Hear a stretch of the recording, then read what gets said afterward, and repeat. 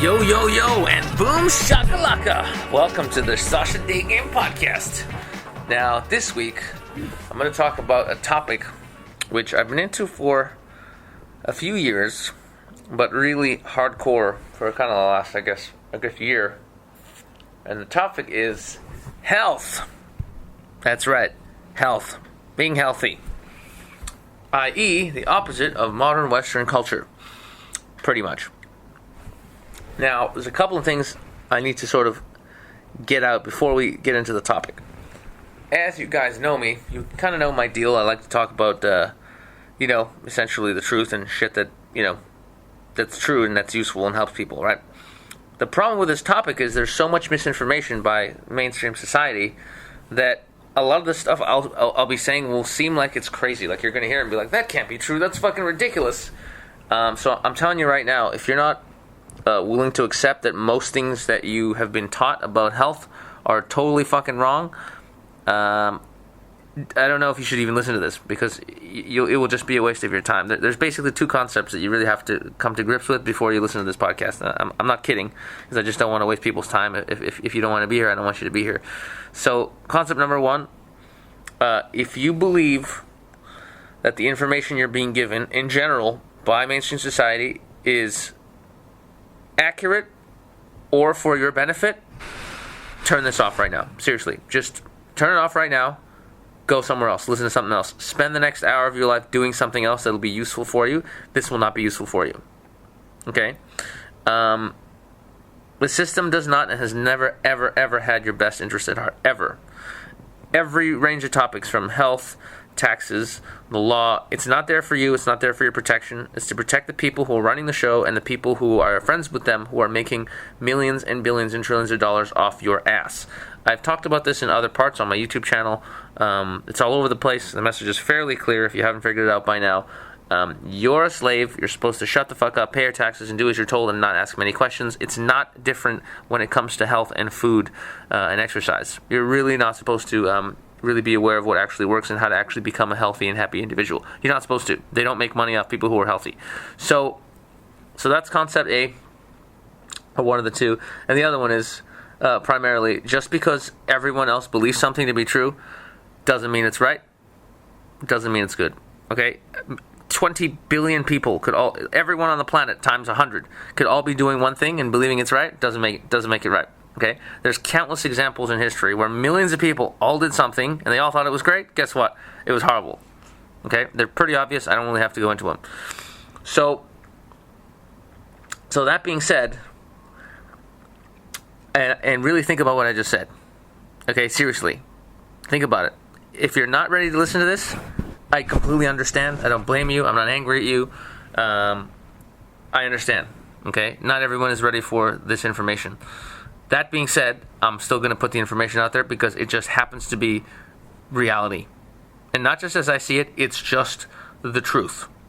But not everyone's ready for the truth. So maybe in that way, it's my truth. Who knows? Okay, so let's get into this. So for me personally, when I was in my, I guess, teens and 20s, I ate horrifically. And by horrifically, I ate as pretty much the same as everyone else. Really, just normal, right? I'd eat sandwiches, delicious, right? Sandwiches, occasionally donuts, cakes, Doritos, sometimes soda, Coke, Sprite, 7-Up, delicious, root beer, A&W root beer, delicious. How good is that? Cakes, I like cheesecake, I like carrot cake, ice cream, pretty much anything. In fact, in my teens, I was a horrific eater. Like, there's a place called Tim Hortons in Toronto, donut shop, named after a famous hockey player. I'd go in there, I'd order a dozen donuts, being a Jew, because that was the best price was a dozen. And I'd eat half of them for one meal, and then I'd save the other half, and then eat the other half later. It was just absolute death. It was just trying to kill I was like 15 years old, trying to kill myself, essentially, what I was doing. Didn't realize it at the time, but that's what was happening. So pretty horrific. Throughout my 20s, my favorite food was always pasta, so I'd eat tons of pizza, tons of pasta. In fact, me and my buddy Jeff, who's kind of infamous if you've seen my talks, he's the one who doesn't like sex with girls, but loves Grand Theft Auto. we would cook up a huge bowl of pasta. I say bowl. What I mean to say is a huge, massive, biggest pot you can imagine full of pasta. We'd fill our plates with pasta. We'd eat so much that we would literally, we'd pass out. You'd sit down and you'd just pass out for like half an hour. You just go straight to bed. Then we'd wake up, then we'd fill the bowl up and finish the pasta, and we'd eat more. Then we'd pass out again. This was normal. This was absolutely normal. We'd do this 3 times a week. In the morning, I would typically have, shreddies. They're good for you, right? Shreddies with milk. Milk's good for you, right? You've seen the ads. They spend millions on those ads, so milk must be good for you. So I'd have a big fucking bowl of shreddies or a raisin bran. That's good for you, right? Yeah, raisins covered in sugar with bran flakes and tons of fucking pasteurized milk. Gallons of it. Gotta be good for you, right? Because they feed it to the kids, right? So it's gotta be fine, right? Yeah. So I did all that shit too. It took me years to realize I was killing myself. And so I'm just about to turn... Actually, today's my birthday, which is funny. I'm not going to tell you guys exactly when this was recorded, because, I don't know, it just makes me slightly nervous, all the PUA world knowing exactly when my birthday was, so you're not going to know that. But let's just say it's around now, when you're listening to this, and I'm turning 35, so I'm a grandpa. This is the scariest age ever, I think, because I'm going to be closer to 40 than 30, which is terrifying. But, that being said, so about a year and a half ago-ish, maybe a year and a half, I had some blood tests done, so I noticed some things. Even though I'd already started eating better the last couple of years, I had a significantly lower sex drive than I used to have. I used to be a machine. It was actually scary. I would just run around having... there's a reason I went and did Daygame for 16 hours a day for years, I had a high sex drive. But I noticed it was lower. Not in a serious way, but just because I do the tantric sex, it doesn't matter, because I don't ejaculate anyway, so I can still have a fair amount of sex. But it was lower, so if I blew a load, I'd be like, man, you know what, don't touch me. For a while, I'd be like, alright, that's it, don't get your hands off me, woman. Which isn't something I would normally say. So this is why generally I don't ejaculate, but that's a whole different podcast. We if you heard the one with Natural Day, we already talked about the tantric stuff. But the point is, sex drive was lower. I didn't have a lot of energy. I'd get tired a lot, and through my 20s, I'd actually sleep. I'd wake up at 11. Then I'd wake up, I'd have no energy, and then I'd go back to sleep, and I'd wake up at 1 or 2 o'clock in the afternoon. And part of that was because I was doing stand-up comedy, so I'd get home at 4 or 5 in the morning. So that's fair enough, But still, even when I wasn't doing stand-up comedy, I'd still be on this horrific thing. I'd sleep for 8, 10, 11 hours, and I'd feel like shit. Even when I got up, I felt like shit. It was really fucking weird. So that went on for a while, but in my early 30s, I really lower sex drive. I had lower energy.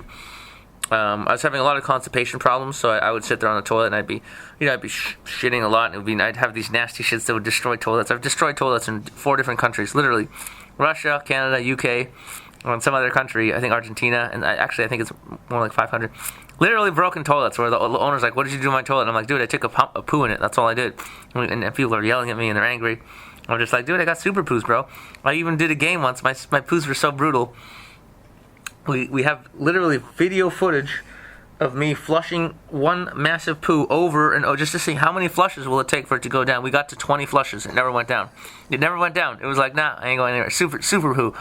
Anyway, that's again a completely different topic. But the point is, so I was noticing stuff that it wasn't good. I wasn't a healthy man in my early 30s.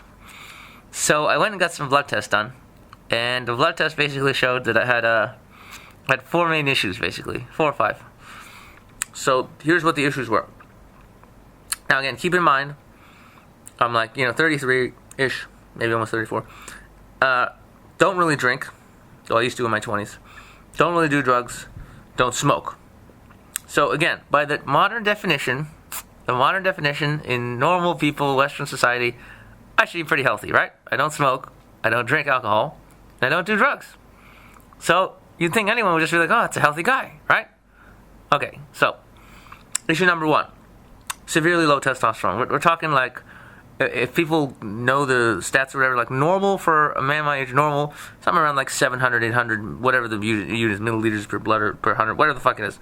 About 700, 800 is normal. 1,000 or 1,200, that would be high. 700-800, that's like normal. I had like 260. That's really low. And everyone's like, wait, you're not a drug addict? You're not? I'm like, nope. 260, really fucking low. Okay, so that explains the low sex drive. Number 2, and yes, the irony of a PUA, world famous PUA with low sex drive. Thank you, I do see the irony. Thanks very much, everybody. There'll be more jokes later. So second issue was I had a high blood sugar. Okay, they said pre-diabetic. So literally, you could have diabetes in 5 years if you don't make fucking serious changes. And I'm like, what the fuck are you talking about? What are you talking about? Because in my mind, I don't even eat that much bad stuff. I'm fine. I don't know what's going on. Okay, so that's number 2. Underactive thyroid. Okay, so thyroid regulates your whole fucking system, including your testosterone, but other things as well, your hormones and a bunch of stuff. It's really complicated. It does a lot of stuff. And so a lot of people have overactive ones. Some people have underactive ones, and they prescribe you this thyroxine, but it's actually really bad what it does, and it's horrific. But anyway, most people don't even think about what else they could do. They just go and take the drugs. Surprise, surprise. But so that's the third issue.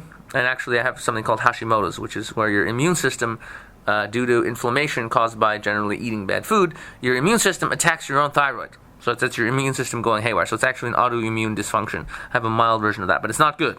Definitely not good. So that's the third thing. And the fourth thing was... I can't remember what my fourth thing was.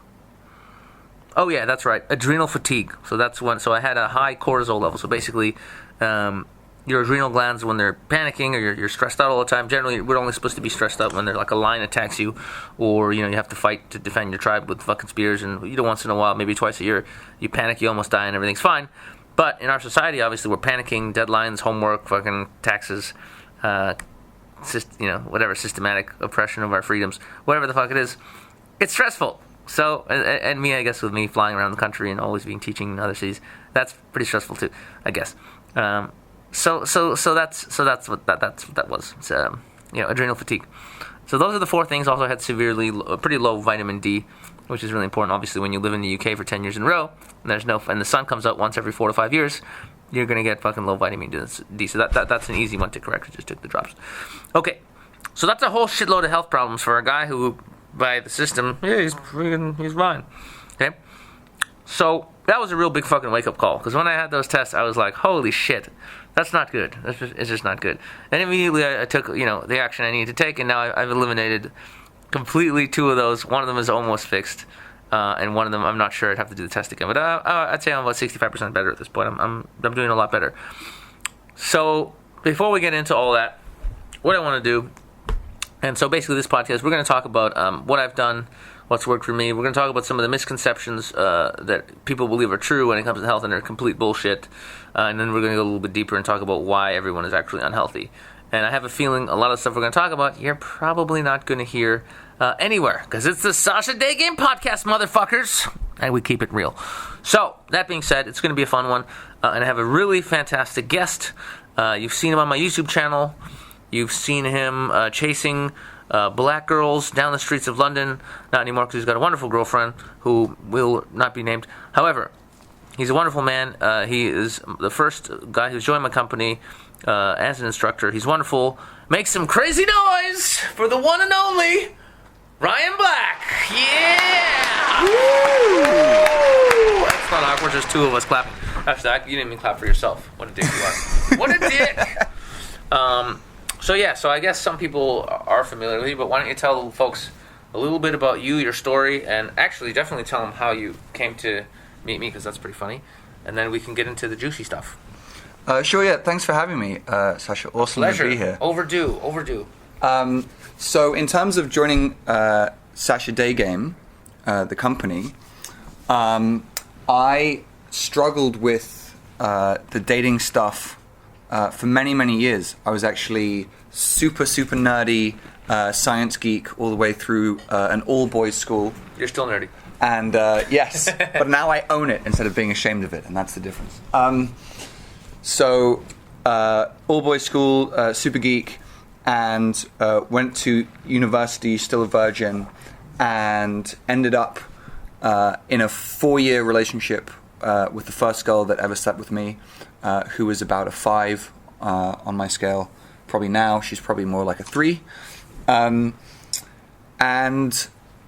pretty much didn't have that university experience that most guys will have of kind of going to a lot of parties and meeting a lot of girls and stuff like that, because I was just with this one girl, and didn't really see any other girls ever give me any kind of interest, look at me like I was sexy, or give me any comments or anything like that. So I just assumed, yeah, this is probably it. This is probably the best I can do. I'm obviously a really unattractive guy, and I'm coming to the end of university. I've been with this girl for this long. I guess I just sort of get married to her, and we go and we get jobs or whatever and have kids, and that's it.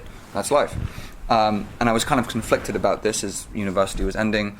And I was talking to a good friend of mine who became my first wingman, and he showed me a copy of the game, and I read through that in about a day, and was like, oh my god, there are psychological techniques I can use to trick women into sleeping with me.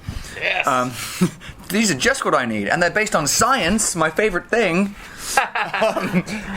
This is awesome.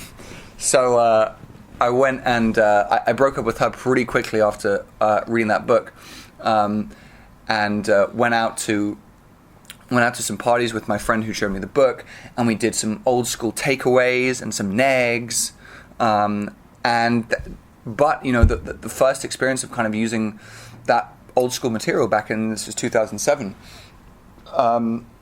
was actually the first time that I saw women in my entire life. I was 21, 22 by this point. The first time in my entire life where multiple women were looking at me and smiling, and I had their attention, and they were laughing at what I was saying and stuff. That just didn't happen to me until then. So I was like, yep, this definitely works. I'm down. And I spent the next 2 years practicing pure 100% mystery method, during which time I slept with 2 women. Super successful there. Well worth the thousands of dollars of investment in going out every night, Thursday, Friday, Saturday night. During one of those years, I was living in New York City. Women were women, a city where women trail the streets looking for cock, by the way, just for the record. An amazing city for single life. Tons of beautiful women from all across the US and across the world. And I never slept with any of those women. Not one of them. So statistically, if I just gone up and was like, hey, you want to fuck? Just over and over again, I would have probably slept with more women. You would have done quite well. Yeah, I would have done all right. So that was pretty tough. And I came back to the UK to pursue a law career. And during that time, found out about a bunch of material that was more about sort of being normal, like cultivating female friendships and things like that, and just being more social. And that got me a little bit away from this sort of super weird PUA community that Mystery Method kind of developed. And was getting, a little bit more results. That was the first time that I actually went to a club, talked to a girl, got her to leave the club with me, and actually have sex with me, which was at the time an incredible experience. And I dated that girl for 9 months, and she barely spoke English. So I was getting a little bit more success, but still really struggling. And I thought to myself, it's been 3 years now. I've been in this so-called community. I've read up on all this material, all the free ebooks I can read, and I'm really still in no way consistently getting the kind of results that I was looking for. Was the reason that I thought this would work for me. And I was looking through videos online, PUA videos. I remember my schedule at that time was every day I'd wake up, I'd do a couple of hours of law stuff, and then do some writing and do the whatever I needed to do. Then I'd go to the gym. When I went to the gym, I would put on my iPod and a recorded PUA seminar that I downloaded or found somewhere. I would listen to that while I was at the gym. Then I'd come back. Then I would have a bath, during which time I put on a 21 convention speech and listen to that while I was in the bath. And then I would go and I'd do more law school stuff, and then whatever. And then I'd try and go out in the evening. So I was listening to 2 hours of PUA material every single day. And I was watching YouTube and I found out about Daygame, and this guy was saying you can go and you can give compliments to girls on the street, and they really like it, and then from there you can have a cool conversation, you can meet them and then go on a date, and it's really awesome. And at that point in my life, that was like insane. That was just totally insane. I was like, what? But don't you have to DHV first, and you have to neg her, and only then are you allowed to express interest. What are you talking about? And you go on a date? Dates are gay, and all this shit. But I was like, you know what? That's so crazy. It just might work. I'll give it a shot. So I got myself all dressed up, and I went out. I was like, I want to do Daygame. I want to give girls compliments. And I walked around for about 8 to 10 hours over the course of a couple of weekends, and just couldn't fucking do it. Couldn't approach. I think I stopped 2 girls for directions over the course of a couple of weeks, walking around for like 8 hours at a time. So I said, well, maybe I need some more help with this. And I saw a video of a weird American-sounding guy with a pineapple on his head. It seemed like, and he was doing this thing where he went up to a girl and was basically not saying anything and miming stuff, and he stood there in front of her not speaking for about 4 minutes, and she was cracking up and loving it. It was this blonde, like, Swedish girl or something in the central London, and I was like, you know what? That guy is having so much fun doing what he's doing. That's the guy that I want to learn from, even if he doesn't get laid, even if that, this is all just a facade or whatever. He was the first person. This was obviously, I later found out that was Sasha, the first guy who was like teaching sort of PUA-ish material, who wasn't trying to be this like fucking James Bond serious guy, saying you have to do all these steps all correctly and everything has to be perfect, and you have to you have to do all this sort of all these things. You have to do all this stuff to get her to like you. He was just fucking going out and having an awesome time being himself and doing what he found funny. And what was crazy is that girls loved it. They really, really responded to just how in the moment and how genuine he was being. And I was like, yeah, that's, I've spent 3 years. I haven't gotten anywhere. I've tried to take all this free material and use it, but maybe I just need someone who I could see myself just hanging out with. Seems like a cool guy. It's quite amusing, shares my sense of humor. If I just maybe, and knows what he's doing, if he just watches me doing whatever it is that I'm doing and gives me feedback, maybe I can finally actually get a handle on this and figure out what my mistakes are and maybe improve a bit. And I'd set a goal, just a totally arbitrary goal, a few months before I finally took some savings out that I had and put the deposit down for the boot camp. I'd done a free Skype session with another instructor, and he asked me, what's your goal? And I said, well, maybe in 2 or 3 years or something, when I get really good and maybe I have a PIM pass, amazing place of my own, and I'm like super rich or whatever. Maybe in a few years, if I really, really work at this, I'd be able to have maybe 2 girls, maybe 3 girls that I was seeing at the same time. So having multiple relationships, which in my mind at the time was still it was so outside of my reality. It was not even. It was just a big pipe dream, it seemed. And I finally took the course, which I'm sure you guys have a pretty good understanding what goes on during our boot camps. I had an awesome time, and a lot of my mindset shifted in a lot of ways. And what happened was, on the boot camp, I got a few numbers, which is great. Numbers I knew what to do with for the first time. And then those numbers turned into some dates over the next couple of weeks. And over the next few months, I ended up having 2 or 3 dates a week consistently until I had 2 or 3 girlfriends after about 2 or 3 months. Let me just interject to take it from here. So a few months, not long. But I just want to finish that one thing. Right. So about 2 or 3 months after, I had 2 or 3 girlfriends, and then within 4 or 5 months after taking the boot camp, I had 6 girlfriends in London, who were all just so far. I mean, girls that if I'd seen them in a club, whatever, a year before, I wouldn't have even approached them. I would just been like, I'm just going to get blown out immediately. They're so fucking hot. Strippers, models, everything. And that just happened. It absolutely just happened immediately after taking the course. It wasn't even hard to do. It was just a matter of managing my time. Go ahead. Here's the part that I like. I don't remember how long anymore, a couple of months or something after the course, I get an email from Ryan who's like, dude, the fucking course was awesome, I'm doing so great, blah, blah, blah, blah, blah. I want to come work with you on this, man. I want to teach this stuff. And I'm just like, sure, buddy, sure. Whatever, yeah, maybe we'll see. And he sent me another email like, no, dude, seriously, you don't understand. I don't fucking give a shit.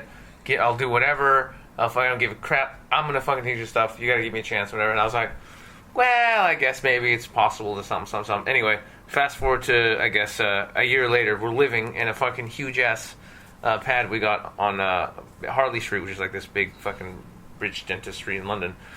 And it was literally just black girl rotation in the house. It was ridiculous. So Brian decided at some point that he loves black girl. In fact, what was it before the course you decided, or it was just after the course? It was actually just before I took the course with you that I ended up dating for a few months the first black girl that I'd ever slept with, right. And I'd had a huge. I'd always found black women attractive, but I had a lot of massive limiting beliefs about dating them. So mainly just before. Yeah. All right. Anyway, so got in the house, and literally a few months after being in the house, pretty much every night, like either 6 nights a week or 7 nights a week, there'd be a black girl in his room, and there'd be like basically sex sounds, and just before, like I'd hear a girl talking or whatever, and I'd say, "Hey there, black girl," and the girl would be like, "Oh, hey, Sasha," and they would think I'd know who it was, but I didn't. I didn't know the schedule, so I just knew it was a black girl because there was no way it would be a white girl. And so it was a running joke that every night I'd be like, "Hey there, beautiful black girl," and I'd just hear, "Hello," and I have no idea which black girl it was, but it was always a black girl, and they'd always think that, I was such a sweet guy for saying hi. They just had, it was fucking hilarious. So it's just this running joke. There are a lot of far more inappropriate jokes that will not be shared on this podcast, probably, unless they slip out. But anyway, it was tremendous, and it was like, I had a few girls going, but I don't think I ever had 6 or 7. It was just I don't think I had the sex drive for that at that point. This is why we're doing the podcast. But anyway, it was pretty epic, and so that's basically So I realized I had Sasha to thank for literally totally transforming an area of my life. I'd spent 3 years working really hard to improve, and I said, if I can just share the story of how I struggled through with this stuff with other guys and point them in the right direction like he did with me, like that would be an incredibly rewarding thing to be able to do, so that other guys don't have to spend 3 years like I did really, really struggling and just doing all the wrong things and feeling so frustrated and inadequate about themselves, thinking that there's something wrong with them and they're shitty and all this stuff. So it's amazing that I've been able to have this great journey with Sasha and travel around the world and do all this cool stuff, and also genuinely help guys. I mean, that's what we do. It's making their lives better, and getting the emails every so often of guys being like, "Oh man, thanks so much. Like, it's been 6 months, whatever, since I took the program, and I've got this amazing girlfriend," or whatever it is. I mean, that got a great one of those today, in fact. Yeah, I was going to send it out. It happens all the time. So that's basically the story. I like how there was no way it was ever going to be a short version, but anyway, he likes to talk. But yeah, it's been great. It's been great having you. We had a lot of fun. And, thanks, man. We're having a blast. We're actually in Thailand right now on my birthday. It's pretty sick. Although very few black women, unfortunately for me. There's no blacks at all. And actually, I like Asian girls, but Thai girls, there are not that many hot ones, to be honest. So, but it's fine. It's fine. It's all about the massages and cheap food. So we want to talk about so Ryan. So that's your intro. You haven't actually said why health is sort of, because obviously, you were a skinny cunt, basically, to sum that up. But go ahead and tell them why the health stuff is important to you. Well, my sort of learning about health journey, like similar to Sasha, some of the stuff you were describing, like my looking back at my diet now in my like teens when I was at school, I shudder. I mean, it was just like skipping breakfast, and then going into school, and we had like the school sort of tuck shop or whatever that we were constantly at, and I like my standard diet was like maybe like French toast that my mum would make in the morning with covered in syrup and shit. Then I'd go in on the way into my like break time at like 10. I'd buy Doritos and a brownie and a Coke, and then they'd serve us like a horrible lunch, and then we go out and steal sandwiches from Pret a Manger, and then very easy to steal sandwiches. Yeah. To be fair, I've done it before. which is just like mainly a game for us. And then more sugar. I'd have like a Lucozade, which is like a sugary energy drink, to get me through like the afternoon, and then like more crisps and brownies on the way home, and then like as soon as I arrived home, I'd have a Nutella sandwich, and then I'd have like like the one good meal I had all day was probably a proper dinner with my mum and dad, and that was my diet for like ages and ages. And luckily for me, because my metabolism is naturally quite high, I wasn't actually massively fat through school. But that all changed. I went to university in the States in just that on its own. America! Woo! Yeah, I went to university in the States in Philadelphia, which was rated the year before I arrived the US's fattest city, which would therefore be the world's fattest city, and known for their delicacy, the Philadelphia cheesesteak, which I highly recommend. Actually, but obviously once in a while. And I would be studying late at night. I was always leaving everything till the night before. And I lived in a tower block my first year, and the only thing was out I could see out my window. So I'd be studying away, and I'd be like, oh, I could use a break, and I'd look out my window, and it was just blackness into West Philly, which was just dark, and there was just the shining arches of a McDonald's that was open 24 hours a day. So all the time, pretty much at one point, like every night, I'd be going and eating like a full McDonald's meal at like 4 a.m. And I ballooned I started university at 175 pounds, and by the end of my first year I was 215 pounds, so that's a pretty big gain. That's not bad. So yeah, I was pretty fat, and after that, after university,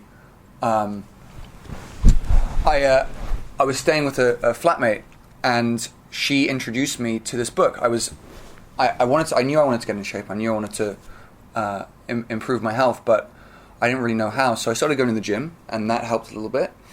But nutrition, what most Americans think about what nutrition is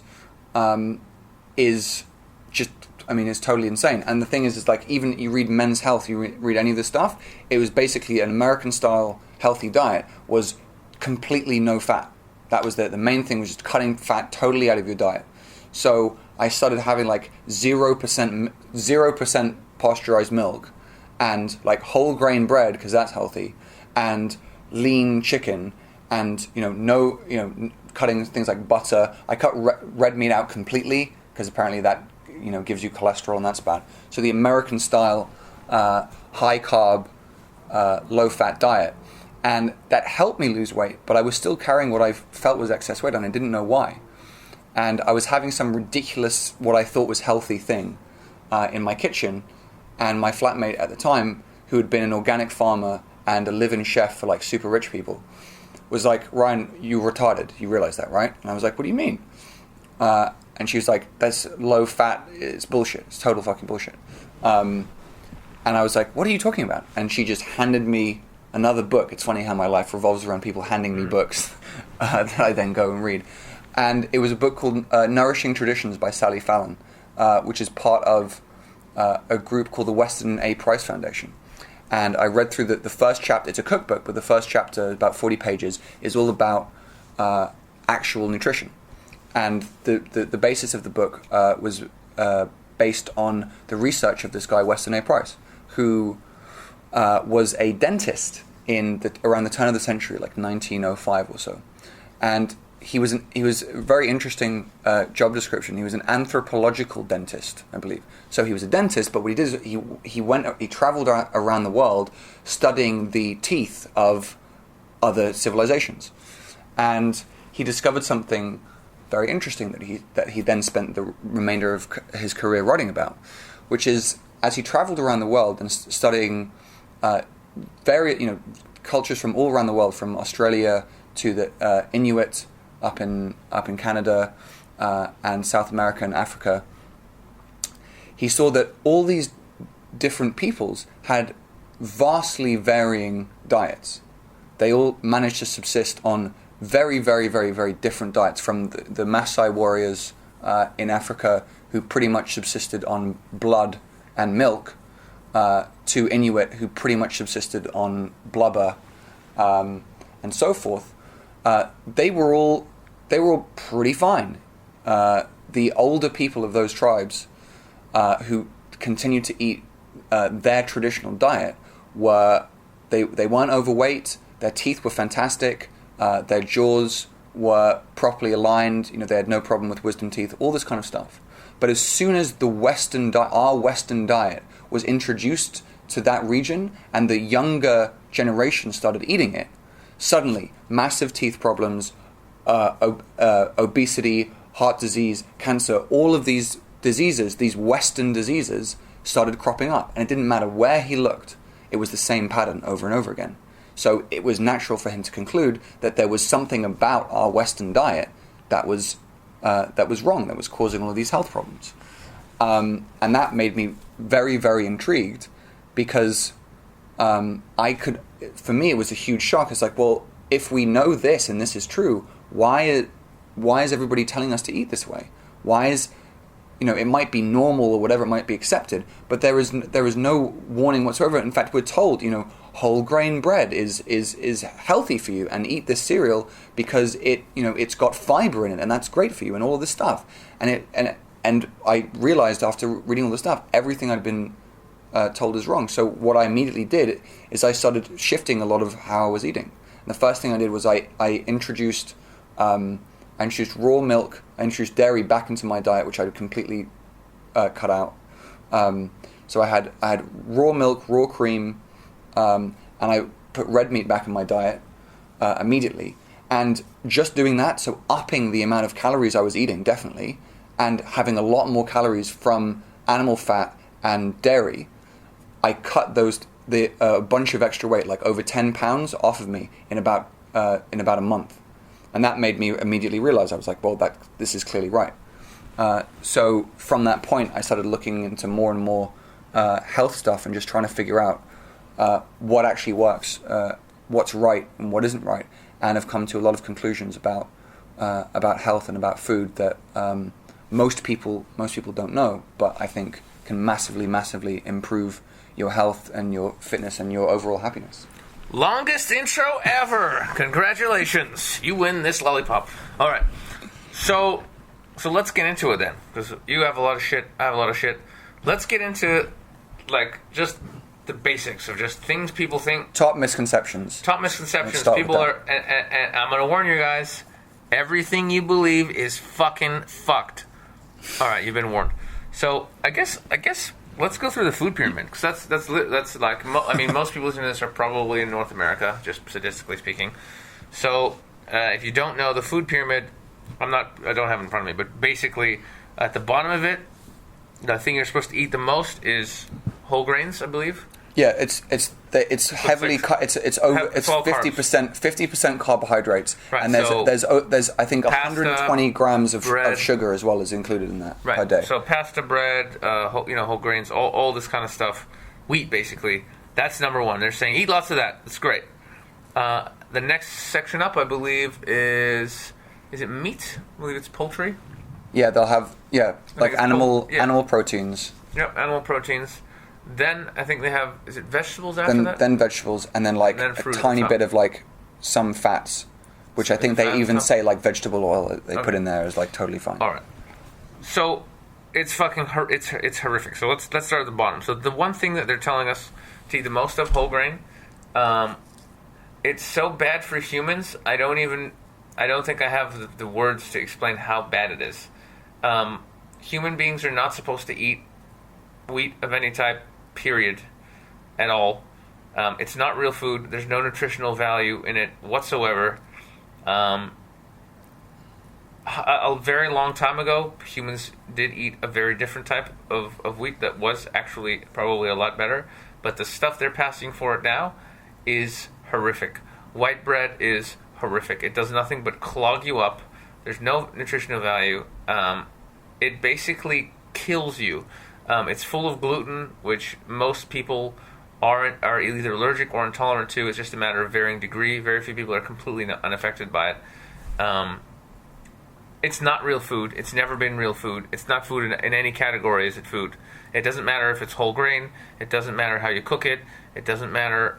None of it matters. It's fucking horrific. Ryan, anything to add to the truth behind grains? Yeah, no, I mean, as well as white bread, I mean, there's so many problems with it. So anything, and the thing is, when they say whole grain, what a whole grain really would be is the whole entire grain. So what happens when they refine it is they separate it away from stuff that actually could almost be good for you, like the germ and everything like that would actually have some nutrients in it. So if you're having white bread, it's been stripped of every single nutrient possible, and it basically turns directly into sugar. Mm-hmm. So that's definitely. But even whole grains. So wheat now is as you said, a completely different form of wheat as it used to be. We're not really designed as humans to take it in, although we can do a little bit. But here's the thing. There's, I would say, another misconception, right? Common misconception is like, okay, well, I understand this isn't great for me, but just a little bit is okay. Just a little bit every day. Here's the thing. A little bit every day of something bad for you, especially refined carbohydrates. A top cardiologist has described it recently. He came out saying some of the stuff that we're going to be talking about, specifically about cholesterol. And he said the effect of having just a little bit every day of these inflammatory substances like refined carbohydrates is like taking a toothbrush, like a hard bristle toothbrush, and just rubbing it against the same patch of skin, like on your arm, just every day. And you think it's like, well, it's just a toothbrush or whatever. Do that every day. Just keep doing it every day. What happens is it turns red, right? You keep doing it, and then it turns redder, and then suddenly it starts to become infected, and you just keep rubbing it and keep rubbing it and keep rubbing it. Yeah, it's just a toothbrush. How could a toothbrush hurt you?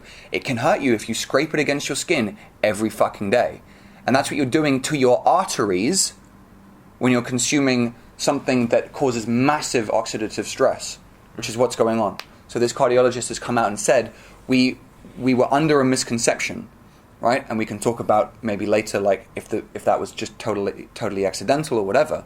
But there was a misconception that dietary intake of cholesterol and dietary intake of saturated fat was causing the plaques that doctors were finding in people with heart disease, right? And so there was a massive effort, so-called education effort, done especially in the United States over many decades since the 1960s, 70s, where they were telling people to reduce their intake of saturated fat and reduce their intake of dietary cholesterol in order to prevent heart disease. But what we've seen in that time when people have done so, when people switched from butter to margarine, when people stopped eating eggs, when people stopped eating butter, is an increase in heart disease. So clearly that isn't the causal factor, and what links perfectly with it is the consumption of sugar.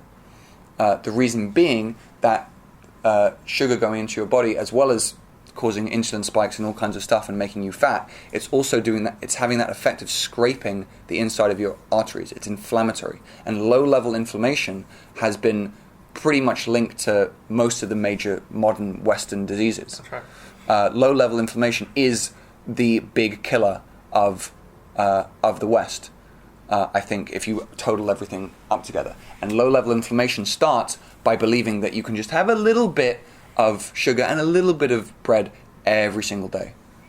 Yeah. Yeah, it's amazing how many people I talk to and they go, I just eat a little bit of it. Like, yeah, but you're not supposed to be eating it at all. It's like, would you eat wood? Would you eat a little wood every day? How about a little bit of metal? How about a little bit of paint? What about a little bit of your door handle? Would you eat a bit of that every day? No, you wouldn't eat it. You know why? Because it's not fucking food. You wouldn't eat any of it because it's not fucking food. Processed carbohydrates, they're not food. It's not food. It's never been food. It doesn't matter how many people eat it, how many ads you see on TV. It's not food. It never was food. It kills you.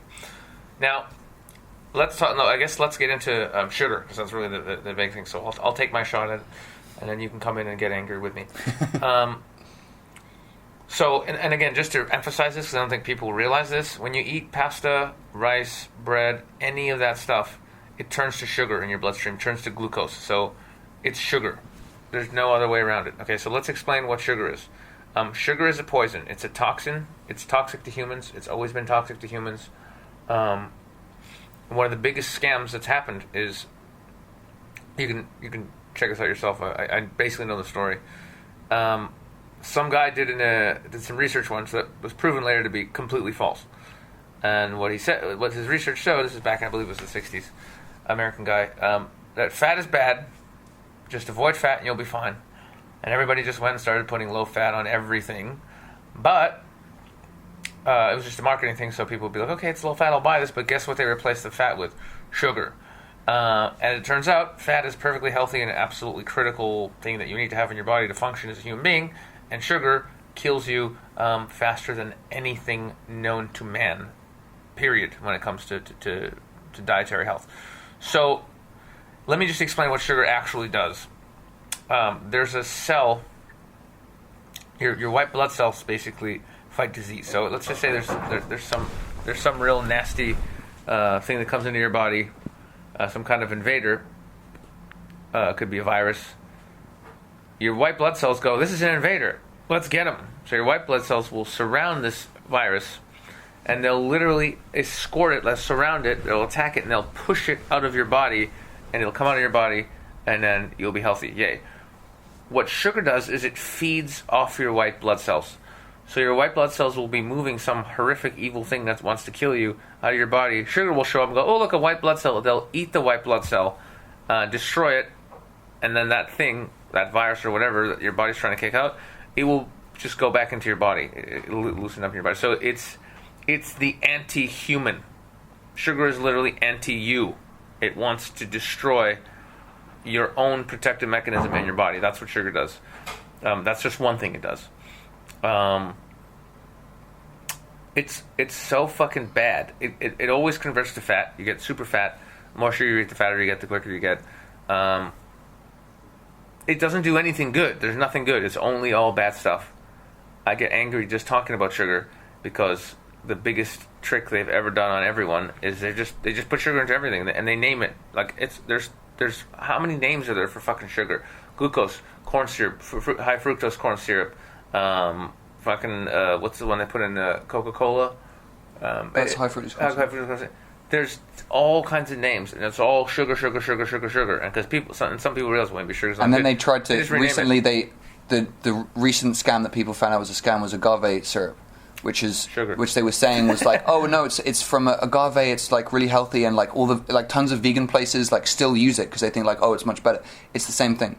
Because what's important for someone who's like, oh, I want to reduce my intake of sugar, or I want to only eat healthy stuff. Look at the glycemic index. Basically, that's like the easiest thing, right? So the glycemic index is a measure of how quickly and to what extent the food that you eat turns into glucose in your bloodstream. And if you consume 100% straight table sugar, then that's pretty much 100. That's 100%. But some things that people say are healthy, like agave, is still very, very high glycemic index, and things like white bread, white potatoes, pasta, all that stuff, very, very high glycemic index. So you want to go for low glycemic index fruits. If you're going to have fruit like berries and apples, berries are awesome. Yeah, berries and apples, and things like that, because that's going to have a negligible impact on your blood sugar levels, which means that what usually happens if you have a blood sugar spike is your body goes, okay, well, we've got all this excess energy we don't need, so we're going to store it for later, because that's what your body is designed to do. It's not stupid, and we used to live through times of famine. So you'll have a massive blood sugar spike, there'll be tons of excess glucose sitting around, and everybody goes, great. So your body sends an insulin, you have an insulin spike, and all the excess energy that is in your bloodstream at that point gets converted into fat immediately. So that's if you want to put on weight, just eat sugar. It's really, really simple. You want to not get fat, don't eat fucking sugar. It's really goddamn simple. But here's the thing. So going into sort of like the motivation, here's the thing. Maybe it was a mistake, but here's something to consider. Sugar and refined carbohydrates are very, very cheap. They're very, very, very cheap to manufacture, and they have very, very high profit margins. So when they take something like, when they make a cereal out of puffed rice, the entire amount of rice or puffed corn or whatever all of those flakes and different cereals are, right? The total amount of actual produce in that they pay for costs about 1.5 cents or 2 cents, and they puff that up and sell it to you for however many dollars it is, right? It's really cheap to produce refined carbohydrates, and because they've been stripped of all of their nutrients, no bacteria, nothing is going to want to consume that because there's no nutrition in it, right? So it stays on the shelf longer. So if it was an accident, it was a really, really great accident for large food manufacturers. Whereas healthy fats, right? Healthy fats are difficult to store. They turn rancid quickly, and they're expensive, right? So the profit margins of selling you virgin coconut oil or avocado oil and things like that are much, much lower than selling you packets of cereal. So, is there a motive there? I don't know. I'm not gonna presume. Let's not presume anything. Let's just present the facts and let people figure out. They're trying to kill us, and let the people figure out what's going on their own. They're trying to get rich while we die. What? Who said that? Did you say something? Okay, so I mentioned cholesterol, so maybe I should do that one quickly. You might as well. So sure. people are still worried about cholesterol. They're still worried about cholesterol so much that people prescribe things called statins, which artificially reduce cholesterol. There was a move by one American politician to introduce statins into drinking water so that everybody would have to take it. That's amazing. And here's the really, really simple fact. Cholesterol, in and of itself, the actual substance called cholesterol that's in you is naturally occurring, right? And your body needs it, and it's part of your body's mechanism for repairing itself.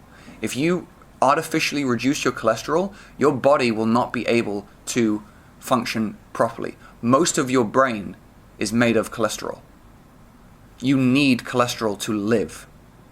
There is absolutely nothing wrong with it. And all an elevated cholesterol level means is that your body is repairing itself. So there's an underlying cause. Cholesterol is not, in and of itself, something that you need to lower. It is not the problem. It's actually, if it's elevated, a symptom of an underlying problem, which is usually, if anything, the beginning of oxidative stress that's been caused by all the sugar that you're eating, not the saturated fat from meats that you might be consuming, hopefully they're grass-fed, nor dietary cholesterol from eggs. And in fact, any link between dietary cholesterol intake and blood serum cholesterol has been shown to be completely false. There isn't one. Well said, old boy. So you don't need to take statins. You don't need to lower your cholesterol. It's completely benign. In fact, it's very, very important that you have as much cholesterol as you need to be able to repair your body.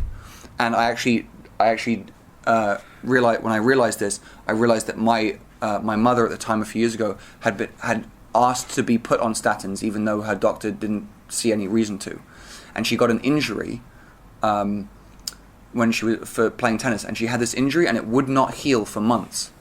And I asked her about it. I said, "What? You still your arm is still it's been like 2 months and you still have this?" She's like, "Yeah, I've been to all these doctors and they say I'm fine. I don't know what the problem is." And I said, "Wait a minute, are you on statins?" And she said, "Yes." I said, "Go off statins." Within a week, it was gone. Mm. So it's a repair mechanism, clearly.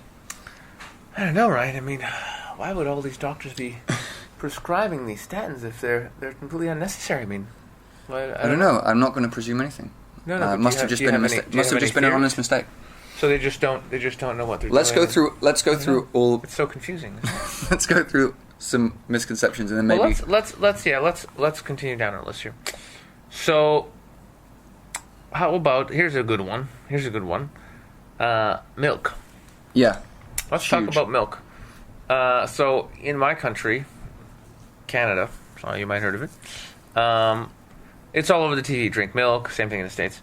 drink milk. Milk's good for you. There's happy children and cows everywhere mooing, and everyone's wonderful and happy.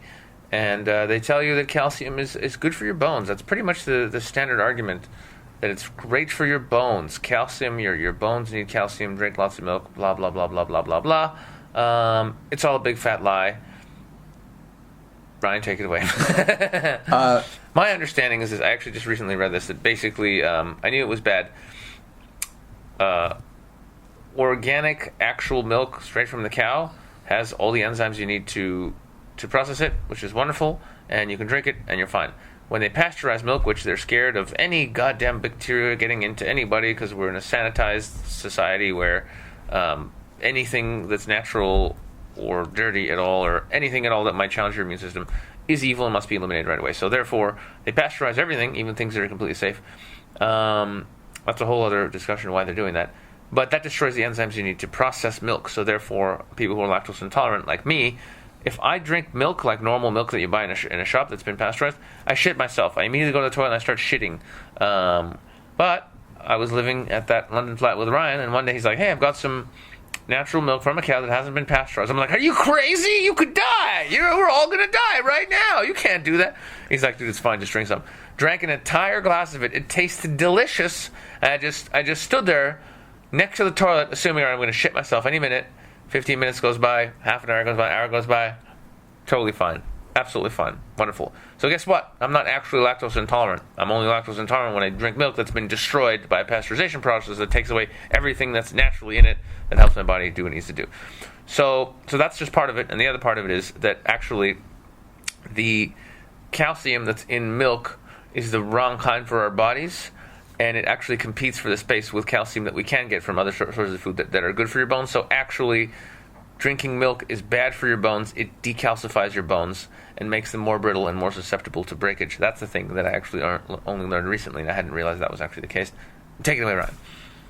Yeah, I mean it's definitely true. It's the whole vitamin D milk with calcium and stuff like that. There's no actual evidence that increasing the amount of milk that you take in will make your bones any stronger. And there's much more calcium in actually a lot of green vegetables where you're going to actually get it in a proper form that you can actually absorb. Mm-hmm. And yeah, I also completely. I mean, raw milk is an amazing substance. It's almost a complete food. If you could take one thing with you that wouldn't obviously go off on a desert island and survive on it, I would probably choose raw milk.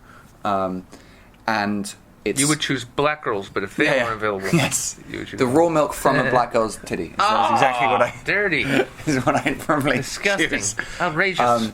But yeah, so find raw milk if you can. Now here's the other thing again, and this is again like why is this happening? Why is this so threatening? In the United States, there are farmers who produce raw milk and they sell it at farm stands, and they have had SWAT teams raid their farm stands, raid their homes, come in with guns, kick down the door and threaten themselves, their wives, their children with guns for selling milk that has not been pasteurized to people that know that it's not pasteurized and want to buy it.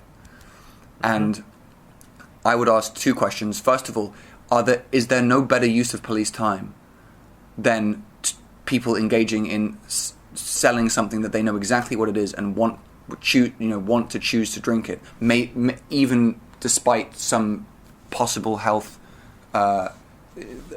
negative health claims which aren't true. And two, why such a forceful reaction to this, right? Why go so overboard? Why threaten people like this over this substance when there's so many other things that there are known negative health claims, right, associated with them? For example, Fruit Loops. Yeah, smoke. Well, even not that, but something totally accepted. Smoking, we know, causes cancer, but they allow people to sell cigarettes and they just put a warning on that says you will get cancer if you smoke these, but we still allow people to choose to purchase them if we want. I think organic milk is dangerous. I think people should be stopped, because what if But mate, listen. What if they have that milk? Yeah, and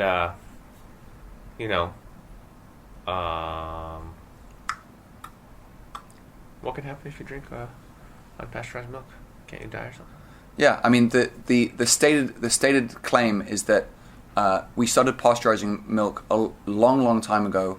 Louis Pasteur obviously invented it in the 19th century, and it was done to prevent the spread of bacterial-based infections. However, sanitation standards have improved so much, and the quality of the systems that need to be in place to produce high volumes of milk are very, very safe.